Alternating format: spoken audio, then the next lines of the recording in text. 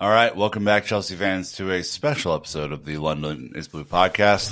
Our long lost friend Matt Law is back after many an adventure during the summer covering the Euros and some well deserved time off after the Euros. Matt, are you ready to officially get stuck in on the old season here?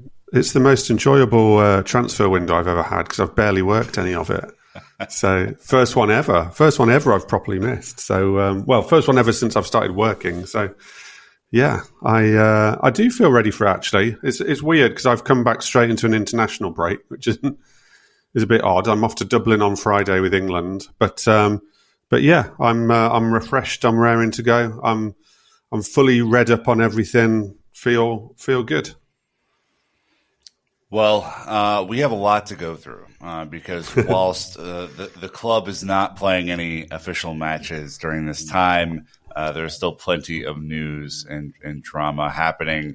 Of course, it's international break, so we're going to cover things like what happened during the transfer window, what comes next after a weird end to that. We're going to go through kind of the state of the club, including another chief executive leaving, the finances, all that sort of stuff. And then I'm going to pick Matt's brain on the start of the season so far and a couple of just loosey-goosey fan questions at the end to keep it light. So lots to get through. Of course, if you are listening to this, you know that we have some call to actions at the beginning of every episode. Please share this episode with your Chelsea curious friends. It really helps us grow our audience base and make sure that we're able to do more cool stuff like this for you. Please hit that subscribe button on YouTube. We are doing a ton of work on YouTube, trying to grow that. 5-star reviews, Apple Podcasts, Spotify, always help. Discord for a deeper conversation. And if you're in the Discord, then you'll know that I put out a call for questions for Matt. So you'll see some of those laced throughout this episode. And finally, the LIBP Dispatch. Sam is writing those every single week. Lots of cool stuff going on. So, Matt, we got to just dive straight in to the transfers. And I'm not going to do a full, hour on the transfers. I think I want to do, just a 15-minute segment or something like that. But transfers are by and large over for Chelsea. There can be some slight outgoings just due to the nature of the window still being open and places like Turkey and such. But the majority of the business for the summer is done. And so what I want to do is kind of play a fun game where we're going to rate the incomings out of 10, outgoings out of 10, and just a total score for the window out of 10 with some additional questions. Sound good? Good. Let's go for it. Are we rating every single player, or are we rating it as a... No. As a collective. As a collective. I will read them out. I will read the total transfer amount just to make sure that we have the full context. But yeah, we're going to rate the entire incomings, the entire outgoings. All right, so incomings for this transfer window. Pedro Neto from Wolves for, and I'm using euros here, pound translation at your own peril. Pedro Neto from Wolves, they're about 60 million pounds. Joao Felix from Atletico Madrid, around 52 million euros. Kieran Dewsbury-Hall from Leicester, around 35 million euros. Philip Jorgensen from Villarreal, around 24 million euros. Mike Penders, who is I think a pre-contract agreement, wouldn't officially count on these books. I'm going to take out for next year, along with Esteval and Kendry. Those are all kind of next year deals. Ansel Mino from Boca Juniors, 16.5 million euros. Renato Vega from Basel from 14 million euros. Caleb Wiley from Atlanta United, about 10 million euros. Guiu from Barcelona, around 6 million euros. And then a free transfer of Tosin Adarabioyo from Fulham. Jadon Sancho as a loan with an obligation to buy, I think something like 30 million euros. Alfie Gilchrist is out on loan. Trev Chalobah out on loan. Armando Broya out on loan to Everton. I believe there's an obligation there. Raheem Sterling out on loan, no obligation. Kepa Arrizabalaga out to Bournemouth on loan, no obligation. Bashir Humphreys off to Burnley. I believe there is an obligation on that one, Matt. Yeah, I think you're right. Okay, so Bashir Humphreys out to Burnley on loan. Leslie Gachukwu out to Southampton on loan. No obligation or option there. Gago Sonina, strong start at Barnsley so far. I don't believe there's an obligation there. And then Eddie Beach off to Crawley Town. Grand total of $238 million thereabouts spent. All right, Matt. Weird window in a lot of ways. Very front-loaded in terms of star power. Not a whole lot in midfield. A little bit in defense, and some critical loans out. What are your thoughts on just the incomings so far? Incomings, right. So I actually think they've done okay, incomings. Like it was clear, and I kind of agree with this as well. It was clear that they wanted to really overhaul and strengthen up the flanks. They brought Maresca in. He plays what we expect will eventually become a similar style to, obviously, Manchester City and Arsenal. Whether it's as successful as that, we'll wait and see. And they rely heavily on their wide players, Saka, Martinelli, Doku now, Grealish before that, Bernardo Silva when he plays off the flanks. And I think there was a realisation that if they're going to commit to this Maresca way, they're going to have to do a lot of their attacking with the flanks. That's a big thing of it. And again, because we found out fairly early that Cole Palmer was probably going to move inside, which I think is probably what Cole Palmer prefers. They were going to have to overhaul the flanks a little bit, and they wanted they wanted to get to a situation where they felt they had two sort of top choices on either flank. And in actual fact, Neto can play both flanks, so they've got someone who can play both there. But they have done that. Now you can argue about how you rate the players and everything, but they have done that. I think Neto is potentially a very good signing. There's obviously question marks over his fitness, and you'd like to see his productivity in terms of numbers get better. But he was playing for Wolverhampton Wanderers, who generally are operating down the lower end of the Premier League. So his numbers at Wolves were unlikely to be incredible, quite frankly. When they signed Neto, I thought that is a good signing, and I still think Neto will be a good signing, fitness permitting. So I like that signing. I think he will fit in well to what Maresca can do.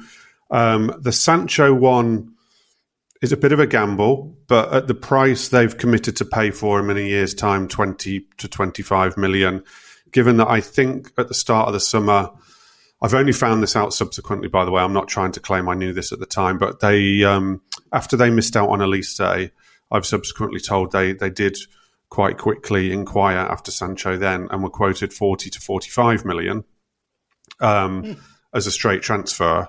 And they went away believing that figure would have to drop. And so it proved. And obviously they've done the loan with the obligation. Now at that price, he could end up being a bargain because he's extremely talented. We've seen it at Borussia Dortmund. It's not worked for him at all at Manchester United. But quite frankly, who has worked at Manchester United? Nobody manages to work at Manchester United. It's a cesspit for players to join, quite frankly, for their careers. And so I don't think that should be held against him. Clearly, he had a problem with the manager there as well. So, I like the Sancho gamble, and I'm optimistic about it. Albeit, it's a bit of a step into the unknown. He's still young. I think is he 24 still? Still a young lad. Yeah. So I like that. So I like the fact they've now got, Madueke, who looks to have kicked on a little bit. They've got Neto, who can play either side, Sancho, and obviously now Mudryk has stayed rather than Sterling. And Mudryk is, I think we're probably going to come into him later a little bit more in detail. Yeah, we'll get to him later. Yep. But that's the four, and I think that's a good four. I think that's a good choice of four. So I'm going to give them credit for that. I like that. Where my problem lies with the summer business, and only the season will tell us whether I'm correct on this, is I think more needed to be done at the back. I haven't seen really hardly anything of Jorgensen, so I wouldn't like to judge Jorgensen. But for me, Sanchez is just not good enough. and I'd have loved to have seen them sign a top goalkeeper. Now, whether that's even realistic that they could sign a top goalkeeper, I don't know. But I do think they've been crying out for a top goalkeeper for so long now. Edouard Mendy had that one brilliant season where he was phenomenal. But the club, ever since Courtois has left, has been crying out for a regular top goalkeeper. This is a club that obviously won everything with Petr Cech. In my view, the best ever Premier League goalkeeper, possibly the best ever European goalkeeper, to be frank. And I've always believed that the top teams win things with really top goalkeepers. I look at that goal against Crystal Palace. I think Sanchez should have saved it. It wasn't top corner. It wasn't bottom corner. It was right in the side of the net, but it was a really good height for him. I think an Alisson, an Ederson, a Martinez, I think they save that. I think you're only letting that in if it's top corner or bottom corner. So I think that will cost them personally. I might be Jorgensen steps out a little bit over the next few months and takes that number one spot, and he becomes the solution. But I would have liked to have seen a top goalkeeper, and I'm still concerned about the defence. Tosin looks to have been brought in as a smart squad signing, no problem at all with that. Free transfer squad signing, that's fine, doesn't bother me. But Fofana's going to take time. He started the season quite encouragingly, but he's been out for 2 years, and Chelsea are going to be playing a game every 3 days. Now, clearly, he's not going to play all those games, but he's going to take time. And given that Thiago Silva's gone, and Colwill is clearly a very good player, but I just would have liked to have seen a really top centre-back come in. I'd have liked to have seen a top goalkeeper and a top centre-back. I still worry a little bit about the spine because of that, because, I would have question marks over the goalkeeper, the central defence. The midfield I'm kind of okay with, and I've been on here lots of times having been his biggest critic to start with. I like Nicholas Jackson, but I still think the spine isn't strong enough to go and win things and really challenge the top end. So that's where I would mark it down on. But I might be proven wrong on that. Felix, I mean, who would have predicted that? I don't quite know what to say about Felix, if I'm honest with you. He is supremely talented. What I would say is as a non-Chelsea fan, as someone who reports on Chelsea, and therefore I'm spared some of the frustration of a normal supporter, he's great to go and watch because he's supremely talented. But I think there was a clip at the end of the Palace game where he sort of skips past about 3 players and then just sort of dribbles it to the goalkeeper. And his critics would say that is classic João Felix, But I know I will enjoy watching him. And I know he will score some super goals. I'm just not quite sure where I land on João Felix. Give me a rating out of 10 here, because so my rating out of 10, I'm going to go. Look, given that we haven't played many games and I haven't seen them at this stage, I'm going to be optimistic and give them a 7 out of 10. I'm marking them down. I'm marking them down on the goalkeeper and the defenders, and I'm going to be optimistic that I do think the wingers will come good, and I think there's some value there, and I'm going to be optimistic over Felix. So I'm going to go 7. Feel free to come back at me at some point during the season with that and see whether I stick by it or whether I've been proved horribly wrong one way or the other. I'm not too far off you. I'm going 6 out of 10 on the incomings because I do like the Neto signing, and I do think that your Tosins and your Guius were smart signings. I think Sancho will only be a smart signing if he performs, right? Yeah. It's kind of up to him. And your Renato Vega could be a surprise package this year, just depending on where he plays, how he plays. I don't mind that one. Yeah, I don't mind that one either. And, it might end up being Gusto-ish. It might not end up being Gusto-ish on Vega, but because Gusto was a very, very good sign. But yeah, I don't mind that one. And as you say on Tosin, smart squad signing, Gui, one for the future and a squad signing. I'm not going to complain about those on anybody's behalf. So yeah, we're not too far away then. That's good. All right, I'm going to take our first ad break, come back to the outgoings and the rest of the transfer stuff, and we'll be right back. All right, Matt, we just rated our incomings out of 10. You gave a 7 out of 10. I gave a 6 out of 10. Outgoings is a little bit of a different story, and we knew going into the summer, just to contextualize this, that there had to be a hell of a lot of outgoing business because Chelsea's squad had kind of blown up again. Plus, they continued to make signings, so you have to make room for all these pieces to fit together. I will go through the departures, and there's going to be a lot of loans in here, so just be aware. Ian Maatsen to one Aston Villa. You guys have Ian Maatsen around 44 million euros. Conor Gallagher to Atletico Madrid for 42 million euros. Lewis Hall to Newcastle from last year now being completed, 33 million euros. Romelu Lukaku finally leaving the club at 30 million euros. Amari Hutchinson leaving for Ipswich on 23 million euros. Angelo making a late move to Al Nassr at 23 million euros. Diego Moreira making the incredibly controversial switch to Strasbourg for 2 million euros. And then, obviously, you have free transfers out of Thiago Silva and Tino Anjorin.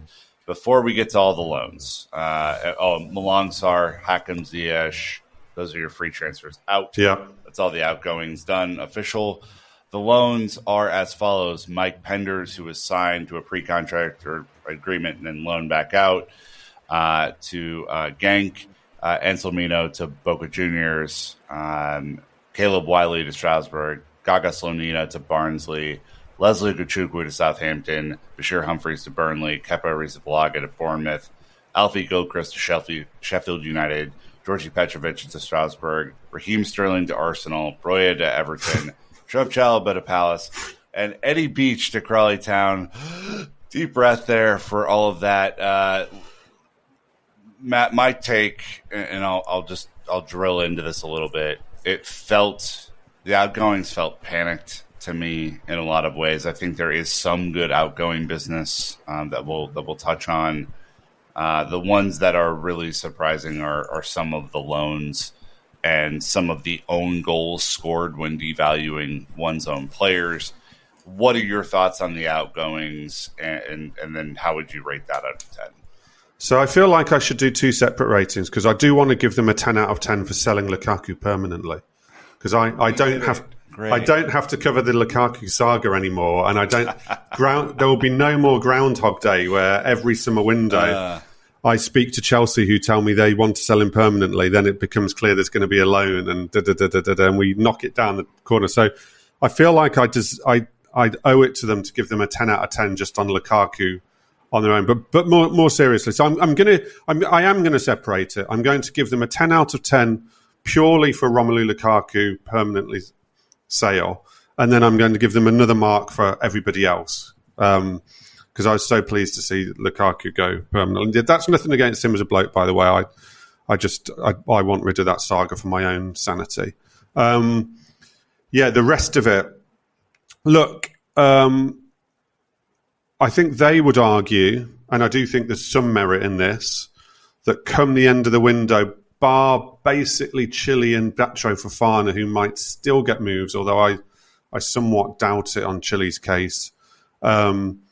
Whether it be loan or sale, they've pretty much moved everyone they wanted to move. They pretty much got there in the end. I would agree with you that there was a sense, and this is as someone actually who was watching from the outside on this, because I as you said at the start of the show, I wasn't actually working the transfer window much. But from the outside, there seemed to be a sense of scattergun panic at the end where they had to get people out of the building. Now, I know when I was working in the window, I did question people on why they weren't doing a bit more of a one out, one in sort of policy and balance it off a little bit more. And I was told they just didn't feel that was going to help their incoming business at all. So they weren't going to do it like that, and they were going to risk having to spend the last few days of the window really, really trying to get people out the door. And that's exactly how it happened. They obviously didn't help some of their own negotiating powers by making up the so-called bomb squad. But they did that because they felt that would be in the best interests of Enzo Maresca and him starting his tenure, so that he didn't have a squad of 30, 35 players or something that he was trying to work with. So that was part of it for him. I mean, look, I've harped on about Chalobah a lot. People at the club know I don't like what happened with Chalobah particularly, and to go through all that and actually only end up loaning him and not getting any of the money on the PSR, I would put that down in the minuses mark, in the minuses column for sure, because I think if you're going to go through all that with Chalobah and treat him the way you've treated, and bring in obviously Tosin as what looks like a bit of a squad replacement, then you've got to get the money in for Chalobah. You've got to get the money in at that stage, and they haven't. They've only got a loan, which is a good loan for him, by the way. I think Crystal Palace is a good loan for him. And it might work out for Chelsea because, Palace is a place where he could really shine, and it could be that in 12 months Chelsea getting a better deal. But now, as we sit here now today, I'm putting that down in a minuses column. Sterling, I'm really torn on about how I feel about it because I don't think he has performed anywhere. I think he's been a disappointment at Chelsea. I was a big advocate for them signing him. And I was also a big advocate for giving him a bit of time because he'd been at City for so long and under one manager for so long that I felt it was going to take him a while. But last season was the point I started to get a little bit frustrated by him and think this really hasn't worked out as well as it should have done, given the transfer fee and given the wages. So I think moving on Sterling is probably the right decision. And after he put out that statement when he was left out of the first game, I actually think his position at the club almost became untenable, certainly short term. I don't really see how he could. But the traditionalist in me, and Chelsea these days are very unorthodox and very untraditional because of the way the ownership works. But the traditionalist in me will always find it tough to accept one club paying, let's say roughly half the wages of a player to play for a club that I believe is a rival. I've always seen Arsenal as a rival to Chelsea. And Arsenal are trying to win the league this season. And, for Chelsea to be paying him to help them try and achieve trophies feels odd. And it feels odd to be able to sort of justify that. But on the other hand, like I say, I think it would have been terrible if we'd been sat here now saying what's going to happen with Raheem Sterling because he's still at the club. So that I'm assuming that was literally the only deal they could do. And they did it. So on the outgoings, I sit with you in that I'd have never sold Conor Gallagher, but they did want to sell Conor Gallagher and they got a deal over the line in the end, albeit it went round the houses. On the outgoings, I'm probably going to give them a 6 out of 10. They did a lot of the business they wanted, but I don't think they've quite got there with it all. Other than Lukaku, who's my 10 out of 10 overall, I'm going to give them a 6, I think. Okay, so that makes sense. If you combine them, perhaps you're closer to where I ended up, which is a 5 out of 10. The Connor thing was a fucking fiasco. I hated every second of that. I thought it was awful the way they treated both players in that deal, and it was very odd that then Omar Odion goes to Porto for 15 million euros plus some half ownership thing, which is incredibly odd and off-putting. I think your sale of Lukaku is excellent.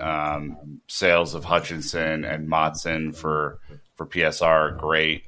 Lewis Hall was already out the door. Here's where the loans lost me.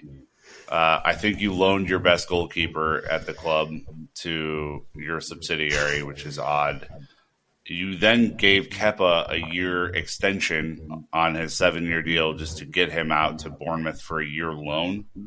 Yeah, I mean that I don't want to go into the detail of that because it's incredibly boring. But they already used to do this under the last ownership, and it is a PSR trick. It helps them PSR wise on him basically. Yeah, and I am unsure of if Everton are going to stay up for Proya to make that move. So I think there's a lot of interesting outgoings. I'm giving that a 5 out of 10.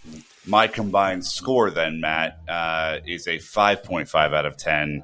I think our midfield's incredibly thin. I think loaning Ugochukwu could really backfire on the club as it stands right now.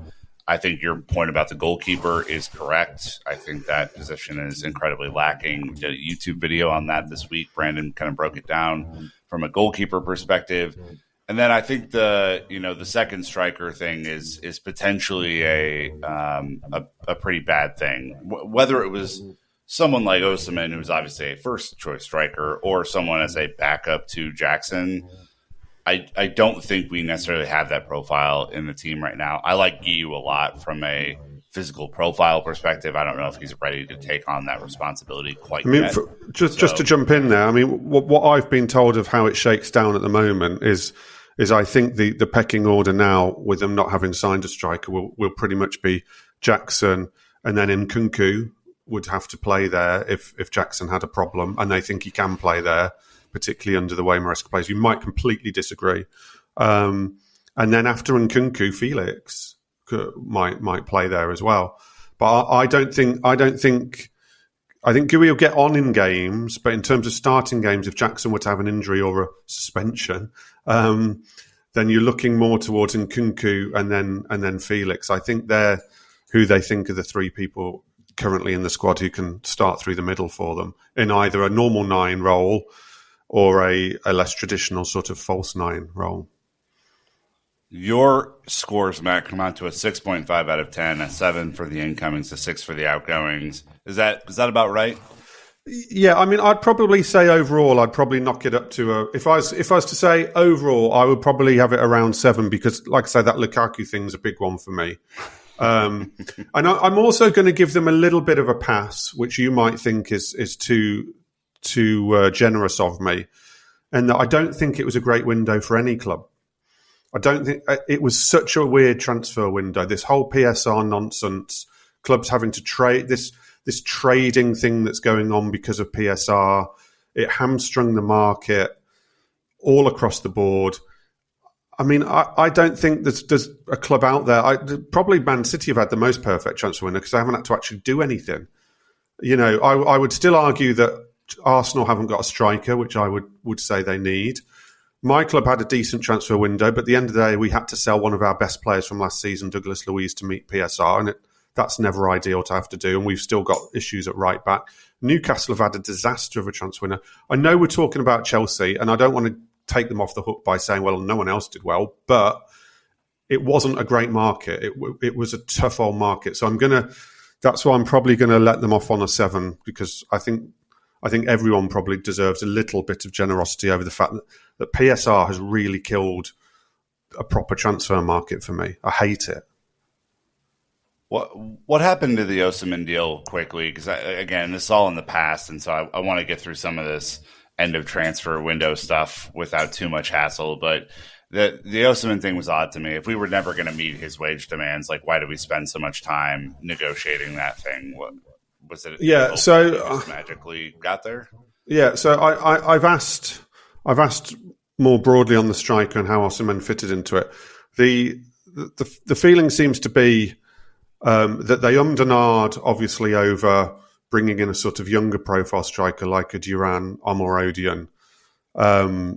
Didn't go down that route in the end, and at that point decided they would only do a striker if they could get an elite striker, and Osimhen was really the only option they felt was realistic. I know they looked at Tony a little bit, but I don't think they ever really were sold on Tony. I don't think they believe that Tony is a big enough upgrade on Jackson.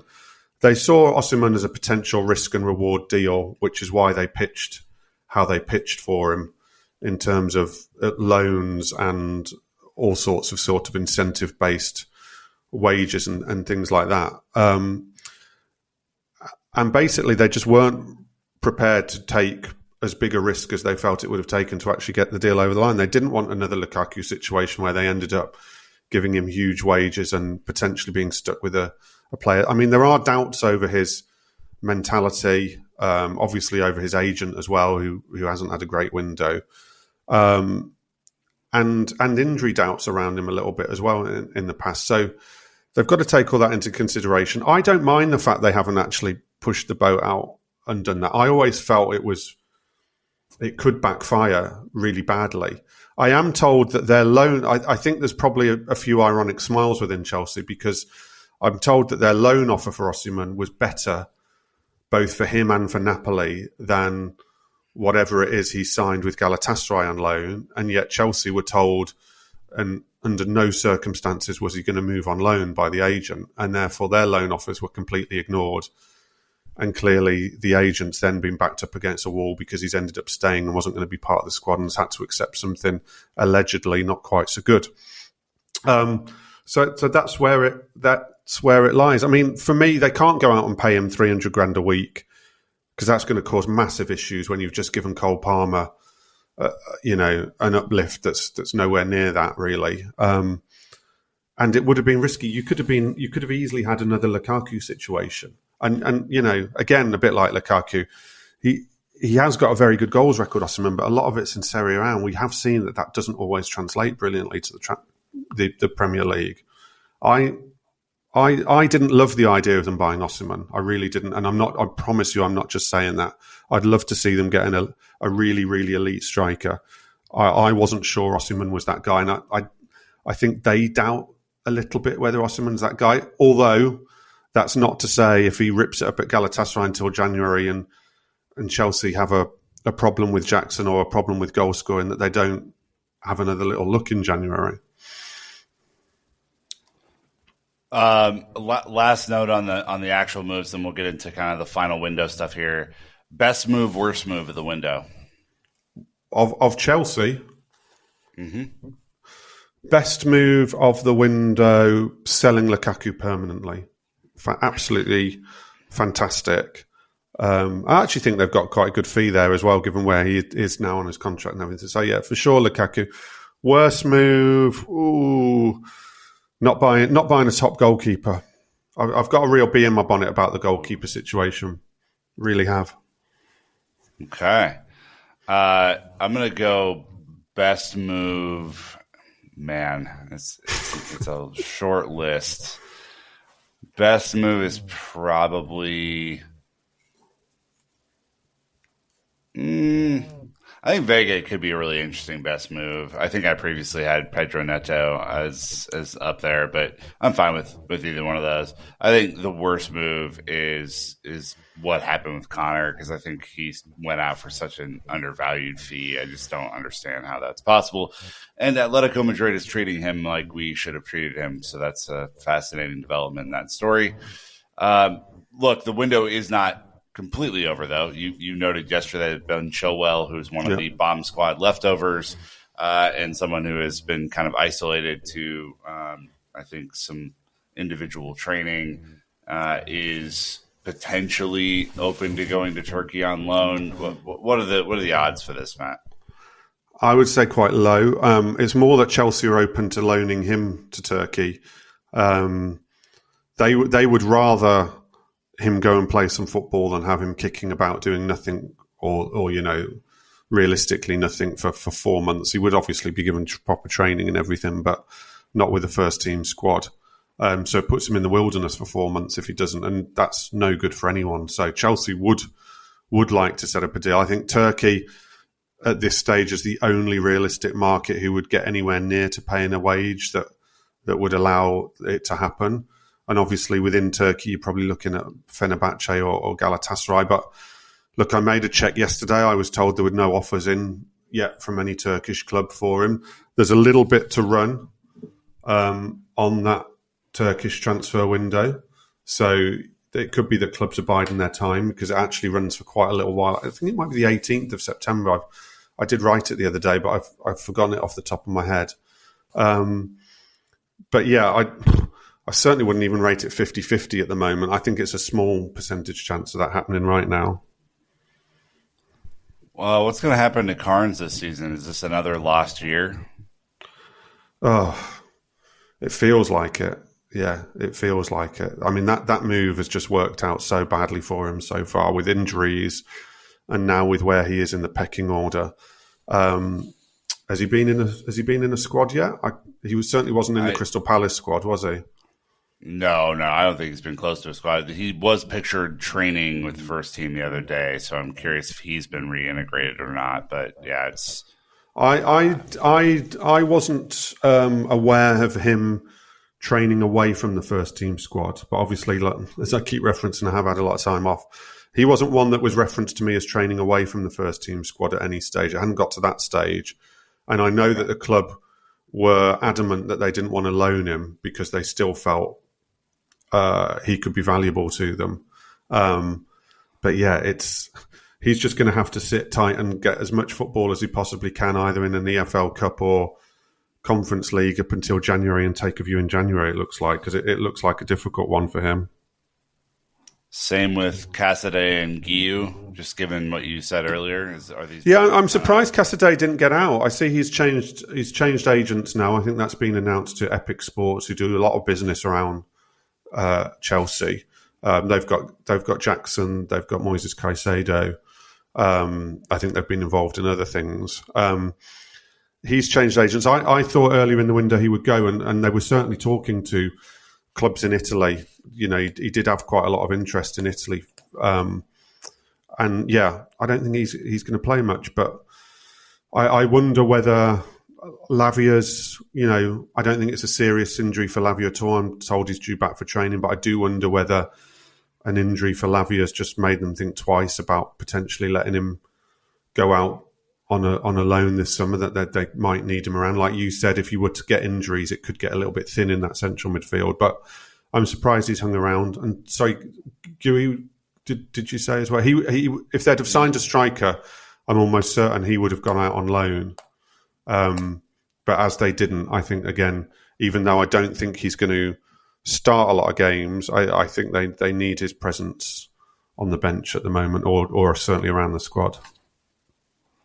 And then the old conundrum with Mudryk, who is, by all accounts, probably not top of that left wing pecking order, might be third string now that you have Neto and Sancho coming in.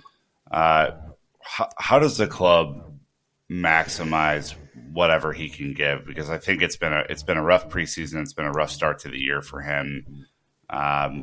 Pretty clear that he's not on the level as some others have been, like Madueke, who, you know, they both come in at the same time. Madueke's taken a real step. He hasn't. Fair or unfair to compare them, but you know, these are the sorts of things that fans see. And it's interesting that I think he's going to get a very different approach from the manager this year, because it was noticeable last year that Pochettino went for a very arm around the shoulder approach. You know, he did the crossbar challenge with him, and you'd mess around with him, and he was trying to make him feel good about himself. That was his approach to it. And there were some positive signs actually there. Maresca seems to be taking a bit more of a stick than the carrot approach from what I can see, because he's been quite uncompromising about what he's said when he's taken him off, you know, quite early on in games, and basically said he's just not been either tactically good enough or good enough overall. So I think it doesn't feel like he's going to get an arm around the shoulder this time. Now, with all their options, I just don't see him playing or starting significant games for Chelsea. I think the Conference League is probably going to be where, for a while, he's going to get most of his opportunities, albeit because of the way he plays and because of his pace and unpredictability. An impact sub might work out better for him, an impact sub late in games where he can come on and just be told to, you know, cause chaos, cause panic, because he can do that. We know he can do that. But yeah, it's a really, really difficult situation with him at this stage. I mean, the club back in January got a loan offer from a very big club to take him on loan, which they rejected. Which again might not have been great for him, because the club was so big he'd have had as much pressure on him there as he did at Chelsea, a European club. At the moment, I fail to see how it works out, how we have a happy ending on Mykhailo Mudryk and Chelsea. But, you know, football loves a comeback story, so let's hope there's one there. But I can't see many opportunities for him in the short term. Yeah. I think that's the consensus across our group, too.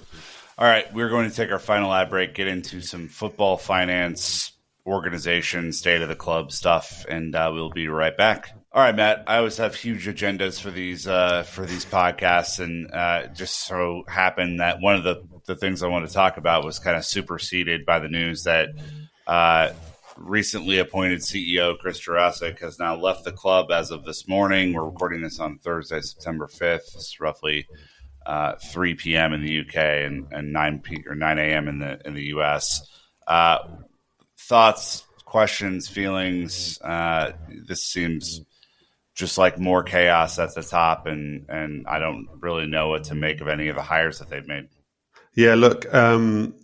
So I reported it first at about 10:30 in the UK, and then Chelsea put out a statement at about 11 on it all. But yeah, Jurasek has gone. He's not been working at Chelsea for a little while now. I don't think. And they've announced that they've formed a new management committee that Jason Gannon, who is the chief operating officer, who has also been given the title of president, he will basically take on the responsibilities left over from Jurasek. So they're not going to appoint a new chief executive, certainly in the short term. They now have this new management committee that has all kinds of people on from the business side of the business, and Jurasek has gone. Now, within Chelsea, there is a justification that basically Jurasek in Clearlake does this. He goes into companies that Clearlake buy. He hires new teams. Once the teams are in, he moves on. There was people who say that it was always probably going to be the case that in Chelsea within a 2-year time period, and he's only just over a year, but within a 2-year time period, he was probably always going to move on. That's how Clearlake use Chris Jurasek. Again, very unorthodox in English football. Once clubs appoint someone as important as a CEO, you tend to think it's a permanent appointment, not someone to come in and basically hire other people. So it's difficult for us to get our heads around a little bit. Look, you know better than me, there aren't going to be many fans crying about this, let's put it that way, because he was an incredibly unpopular figure among fans due to allegations that he called fans customers, allegations that he was very upfront about the fact that he had no interest in football. He didn't build bridges with fans. There was obviously the bus subsidies policy that got levelled at him and was extremely unpopular and caused a lot of problems. So I see on social media, and I expected it, that a lot of fans are kind of celebrating it. I get that, but as you say, it's more upheaval. And, this ownership have gone through Tom Glick, who was a quasi-CEO, even though he didn't have that actual title. Now Jurasek's come and gone, and now we're on to our sort of third incarnation in Jason Gannon. And this one needs to stick. Now, I hear good things about Jason Gannon. He comes from a sports background, obviously SoFi Stadium. There's people on that management committee now with a lot of football background. Casper, I think he was at AC Milan. There's a guy on there who was at Arsenal, I think. So it feels like there's a bit more cultural appreciation now on that management committee. So hopefully it proves to be a good thing, and hopefully it settles it down. But I mean, yeah, Jurasek won't be fondly remembered, whether that's fair or unfair on him, because people who work with him day to day say he was a good guy and did some good things. But from the outside to fans, there wasn't a lot for them to sort of get behind. Yeah, we'll see what the new committee does, and if they are. I would say that chief executives are doomed at Chelsea. They're absolutely doomed. Yeah. Ron Gourlay, they always, chief executives at Chelsea have always come and gone with such regularity. Whether it be under the Abramovich era or now under this era, I would advise anybody who goes for a job at Chelsea and is ever offered the CEO title, do not take it, because you will not last. Nice payday, though, if you're into that. Nice payday. Fair play, yeah. All right, so other things that have kind of come out, and this is just going to be kind of a finances, Chelsea state of the club section here, Matt. The 470th CIES Football Observatory Weekly Post, I know, that's a mouthful, has basically published this valuation of teams list, Chelsea topping the list, 1.28 billion euros, including add-ons. I love the including add-ons. It's so funny. Of their actual squad value, the highest values ever recorded, including last year's rankings.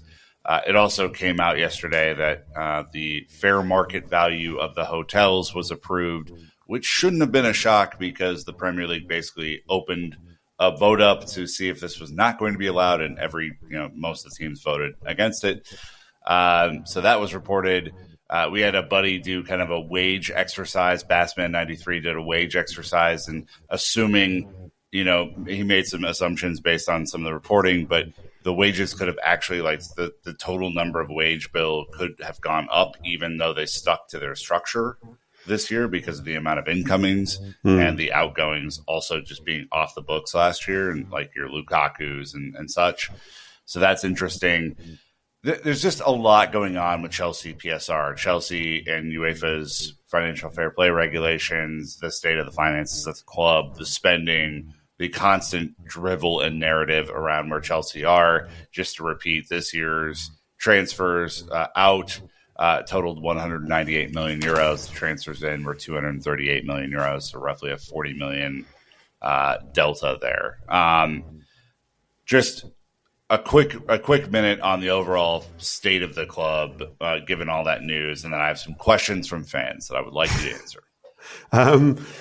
Look, the wage bill, I'm sure, has gone up from last season because, we've also had Cole Palmer and Nicholas Jackson given sort of contract extension stroke rewards for their form. And as you say, because of the churn of players. But the average wage at Chelsea under this ownership has definitely gone down. The average wage at Chelsea now is around £70,000 a week. And then there's heavy incentives over that. I mean, it is completely unfair to start rounding up numbers based on add-ons all being included on. Because if we're doing that, then we have to sit here and pretend that Chelsea are also European champions and Premier League champions, because that's the only way you get to some of those add-ons. And frankly, that would be ridiculous. Look, there is too much trade. It's there for everybody to see, and we're into the fourth window. This was the fourth window of the sporting directors now. And I remember that when they were appointed, there was a lot of noise around judge them after four windows. So I think this is a big season for those sporting directors. I think that the trading and the churn does need to calm down, clearly. And we need to see that sort of... I've thought at various stages it would calm down, and it's never calmed down. And obviously, there are a lot of players out on loan, so they're going to have to do something about that at some point. So, but it only got worse this year. I mean, it was crazier this year than it was in year one.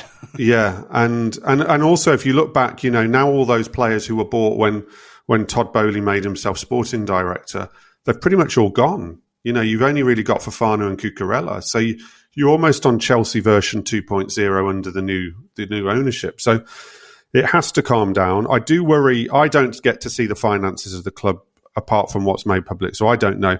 I do worry about cash flow when you're not in the Champions League, when you're in the Conference League, which I think it's fairly obvious to people that the clubs generally lose money on rather than make money on. And there's no front of shirt sponsor still. That concerns me on cash flow, but I don't get to see the books. That was our question from Grizz. Is there anything in the works? Is there any news on the front of shirt sponsor? You're going to have to come back to me on that one, because I've got nothing for you other than the fact that it worries me that there isn't seemingly anything. Some subsidiary partners recently. And they're important. Look, they're doing a lot of they're doing a lot of smaller partners, and they're funny to look at outside. I mean, Man United are constantly signing partnerships with this, that, and the other, but clubs have to do that now. And they are important, but they need the big one. They need the big one. Yeah. Look, they say they'll be. Look, what I would say is when you look at what they spent and what they brought in, that they're close to net zero. They're not far off net zero. So they're not spending 200 million and bringing nothing in. I personally get the impression they will be okay. PSR. As you said, I didn't really see the hotel thing being an issue. I always got the impression that whether you like it, whether you don't like it, whether you think it's a loophole, not a loophole, bending the rules, that they'd only done something. Teams have sold training grounds back to themselves lots of times. I just didn't see that failing. I didn't see it being a problem. I think they're probably okay. I don't know that, but I do worry about the ongoing cash flow at the moment without being able to see any books or figures. Yeah, so I think there's PSR, and then there is the SCR, European Financial Fair Play, right? Yep. So there's Craig asks, where do we stand with that sort of financial modeling in Europe? So the Europe module is SCR, which is squad cost control or regulation or whatever. That's more to do with the percentage of your wage bill. I think against what you've brought in and your incomings, it's very complicated. But look, I think they're okay on that. Like I say, the individual wage bill of the players who are at the club, they are currently paying, has actually is lower than certainly 2 years ago, 3 years ago, and is heavily incentivized. So I think they're okay on that, but I can't. There's no way I can possibly know that, quite frankly. There is thoughts that there could be some sort of verdict in the next month or two about previous sins committed under the previous stewardship of the club. And that could lead to any number of scenarios. So Techie Tiger and Chris L asking transfer ban. Please a transfer ban. Please a transfer ban. A transfer ban, any sort of like sporting penalty beyond that. Like, are you hearing anything about one, the date in which this could be handed down, and two, no, what potential penalties are? No, I mean, we never get told that, and the Premier League always keep it very tight, and clubs either don't get told it or keep it very tight. But no, we never get told. All I know is what you know. Richard Masters, Premier League chief executive, said over the summer that they're close to a resolution on the Chelsea case, which set the hair running a little bit, but close. How long is a piece of string? I mean, it could be next week, could be next month, could be next year. It's never simple with the Premier League. In terms of punishment, again, no one will give you a steer. All I would say is I've always felt that the fact it's self-reported and under a different regime would make sporting sanctions seem quite harsh. Therefore, in terms of point deductions and things like that, therefore, I've always felt the most likely two punishments, and whether it was one or the other or both, would be a heavy fine, because I think that the latest administration obviously took money off the deal to buy the club over that, so that would account for that, and or a transfer ban, which obviously Chelsea have had before in the past. I think anything other than those two things would seemingly be very harsh when they've self-reported and it's a different administration.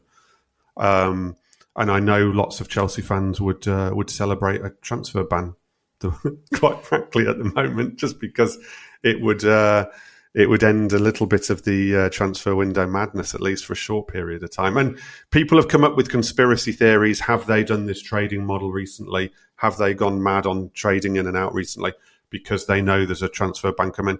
The people I know at the club, whether they're telling me the truth or not, are adamant that they don't know whether or not there's a transfer ban, and they haven't been planning one way or the other. Let's see. All right. Just a quick touch on the season so far, Matt. Obviously, 5 matches in, right? We had the dream away day at Wolverhampton. We had a couple of bad losses in there we had a couple of bad performances, I should say, against Servette, a 2-0 win and a 2-1 loss, and decent performance against City in the opening weekend, which is fine, and a mediocre performance against Palace. A couple of questions just on your read so far. Do you think this is truly a year where we're going to see kind of 2 different groups of 11s to kind of keep everyone fit throughout the Premier League and the Cups? Yeah, I think it has to be. I think the amount of games, I think they have to assume they're going to go far in the Conference League. As we've talked about before, they've got the Club World Cup as well in the summer, and between then cup competitions, that they're going to have to. They're going to have to, and they've planned the squad for that. I mean, when we talk about the wingers and having 2 players in every position for the wingers, and if you look across the back line, even though I'd have liked another central defender-wise, they've probably got 2 players in every position. They've got both Reece and Mallow. they've made it very clear at the moment that Jorgensen's going to be the cup goalkeeper, whether that swaps around in time. I think it's very clear that that's what's going to have to happen. You're going to have a league team, and form will dictate some of this. People, it's not like if you play well or badly, there's no way back into the other team, but there's going to be quite distinctive teams for the Conference League and certainly EFL Cup, I'd imagine, against the Premier League and maybe the FA Cup for sure. And that's what they should be doing as well. Otherwise, injuries and fatigue will become a disaster. That's my next question is the fitness of the squad. I mean, they were kind of out on their ass at the end of the Palace game. It looked like everyone was very worn out. That could be a long preseason. That could be a lot of different things. But do you think that because of the kind of re-envisioned medical department, the way that Maresca trains, that this is like rebuilding fitness could be an all-year pursuit? Or do you think that the club will kind of pick up stride here sooner rather than later? I wish I knew. That is a big question and an important question, but it's quite difficult to answer. I do think there will be. Look, we've seen it in the past. Every team, every club that's done well or gone far in the Conference League has had terrible injury issues. They have, because the amount of games you play and the Thursday to Saturday and everything else, I just think and now the fact that players play all through summers, I think it's completely unavoidable. So I am expecting a lot of Chelsea injuries, whether the new medical department are doing anything differently, or Wizards or Maresca's doing everything differently. I think injuries at Chelsea are going to be an issue. And I think injuries at other clubs in Europe are going to be an issue. And that's just the reality of it. And they've got to mitigate it the best they can, is my honest opinion on that. And they've got so many players who have, you've got Reece, who's been in and out for so long with injuries. You've got Fofana 2 years, Lavia a year. I'm sure I'm missing people out. Badiashile had a long time out. These players can't play 3 games, can't play every 3 days. It's not realistic to come back and play 3 games every 3 days. So those players are still going to take a long time to get into a stride where they can really take the physical demand. So it's going to take a while. Neto's only just been able to start playing games again. So, again, and some of them aren't really that used to the European schedule. I know all these players are international players and they go off and play international football.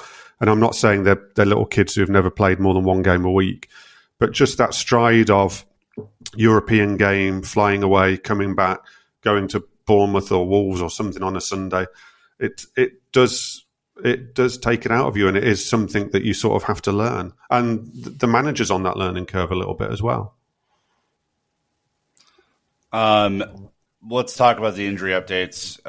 Reece James doesn't look like he's going to be back after this international break. Any idea of when he will resurface?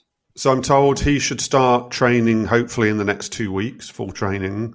So he's not far off, as long as there's no setback between them, which you can never rule out, obviously, with Reece. I'm not being cruel by saying that, by the way.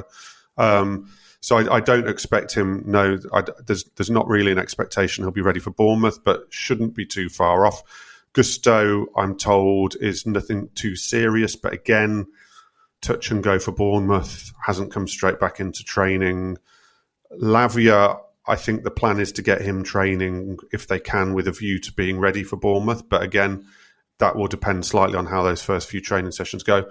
Him coming back actually would be a big boost if Reece and Gusto are going to miss Bournemouth, because it obviously frees up Caicedo moving into this inverted fullback role as a makeshift option a bit more. So that's where those injuries are. Cole, I'm pretty confident is okay. He's had some muscle fatigue. They're being sensible with him. Unless he picks something up in between time, I think he's okay. What about Fofana rebuilding fitness? Obviously, he is coming. He did not go to France camp for this period. I think as a kind of nod in a way to go, hey, he's just coming back. Let's not rush him into international football as well. And we know that Chelsea have had some pretty rotten luck with Deschamps and his methods over the years. So do you view this as a good move that is not prohibitive to his France career? Yeah, it's just a really sensible move from everyone. I don't see it why it'd be prohibitive to his France career. It's sensible for Chelsea. It's sensible for the lad. It's sensible for France in the long run. I was really pleased to see it. Awesome. Okay. Couple fun ones here, Matt. Favorite IPA? This is from Craig, from the UK specifically. From the UK, I like the UK element, and I'm going to go even more local to me. There's the East London Brewing Company, who I don't have any association with, but if they hear this and want to send me a free crate of beer, that's absolutely fine by me. But East London Brewing Company do some very nice IPAs, so a good session IPA.